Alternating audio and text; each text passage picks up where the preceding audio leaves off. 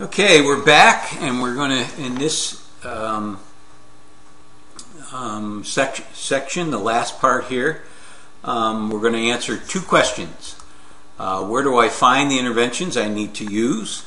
And how do I measure progress with an instrument that is sensitive to short-term gains in achievement? This graphic gives you an idea how the process itself works. You know, response to intervention, progress monitoring using a CBM. Okay, interventions. When it comes to finding research-based and proven to work interventions, there are many websites that you can visit and search for hours to find what you need. However, this is not necessary. At least that's my opinion. Because of the work of this man who used to be a school psychologist in Syracuse, Jim Wright. He created a site at www.interventioncentral.org. I will click on that.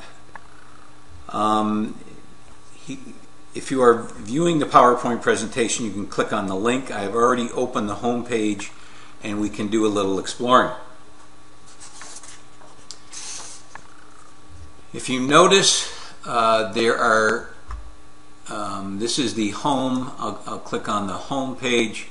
You can see on the top menu they have academic interventions, behavior interventions, products, workshops, CBM, curriculum-based measures, and download. So those are a lot of free things. Let's just check out the behavior interventions and scroll down to challenging students here, and then down to one that many people are interested in: school-wide strategies for managing off-task inattention. So you can see that there's a whole document here with ideas that will help. And there's, down here at the bottom, is use preferential seating. One of my and there's obviously a study that supports that. You can see here, U.S. Department of Education, 2004. Seating the student near the teacher is one tried and true method to increase on-task behavior. But this first one, capture the student's attention before giving directions. This reminds me of my wife, who has had difficulty communicating with me at times because she's talking to me as I'm absorbed in something else, reading a book, working on my online class, or watching the Patriots on TV. And I say to her, you know, honey, you have to make sure I'm listening and make sure I'm focused. And so now she say, are you looking at me? Are you tracking? Yes, honey, I am. I'm tracking. These are lots of interventions, good stuff. Reading fluency, writing, academic reading comprehension, generalized study and organization, and there's also a lot of behavior interventions as well. So that's where I think it's the only place you need. Jim Wright has done all the work, and you can take all the credit. All right, let's talk about curriculum-based measurement. What is it? It's a way of monitoring student progress through direct assessment of academic skills. They're given under standardized conditions. They can be used to measure basic skills in reading, math, spelling, and written expression. So it's used basically for that purpose, for basic skills in math, spelling, and written expression. So in reading, and comparing it to where students should be. The teacher gives a brief time sample or probes made up of academic material taken from the child's curriculum. What I've added here is a graph taken from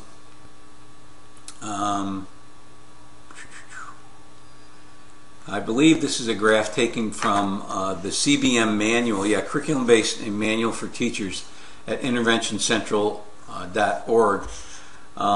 You can see the data points of when the students were given the probe. So you have instructional weeks, so week 1, week 2, week 3, week 4. So they were given probes weekly to chart their progress. And you can see student A shows progress in reading fluency, and this student B has no progress. Now, what's missing from this chart is a line that shows where a typical student should be. So if these guys started at 25, looks like they both started at 25 words per minute,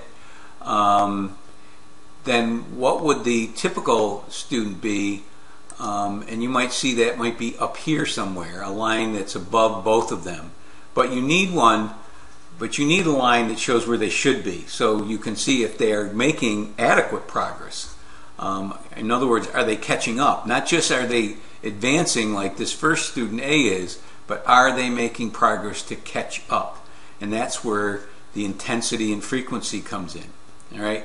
So CBMs are given under standardized conditions, scored for speed, fluency, and accuracy, and results are charted to provide a visual record. So this is a great document to bring to an IEP meeting to show or to show parents to saying this is why we need to make a referral, because we've tried this research-based intervention and you can see that he's still not making progress. So where do you find them? CBMs. Good question. You can purchase them, but you need to make sure that they match your curriculum. And a lot of companies are out there now trying to push their versions of CBMs because of the renewed or the new or the focus on response to intervention that's happening all over the country. So naturally, test companies are entrepreneurial and they are trying to make money like any good corporation would do.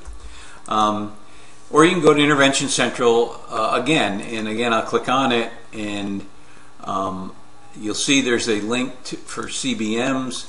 I'm going to scroll down here to oral reading fluency, right? CBM oral reading fluency. And what comes up is a pretty comprehensive document that Jim Wright has done that gives you a lot of information about how to chart oral reading fluency. And you can see I think he has an example of a running record here, a reading probe marked for words omitted. So again, there's a ton of material on interventioncentral.org. And I would suggest, well, you're all going to go there at least to find one intervention that you're going to talk about in your video. So anyway, or you can go to easycbm.com. I almost forgot to talk about that. And you can see that you need to sign up, register, but I think it's free. I think. Not sure. But check it out. Don't trust me. There are other resources. The National Council for Learning Disabilities has a RTI Action Network with lots of good stuff there. The National Center on Response to Intervention, you can see it's www.rti4success.org. John Hopkins Best Evidence Encyclopedia, another site. And the What Works Clearinghouse, I think I've mentioned this before. I know I mentioned it in my assignment video, because you can go there and you can find, I want to make sure that, yeah, there it is. And I mentioned that in the assignment video, and you can find what works in various different areas. Literacy, okay, 77 interventions found in literacy. So that's it for, I believe that's it. I don't think there are any more slides. No. So that's it for response to intervention. The big ideas are just to remember that it isn't just putting kids in small groups, that there are 3 stages. There is research-based intervention, charting progress using CBMs, and then charting progress and comparing it to where the typical student should be. So that's it.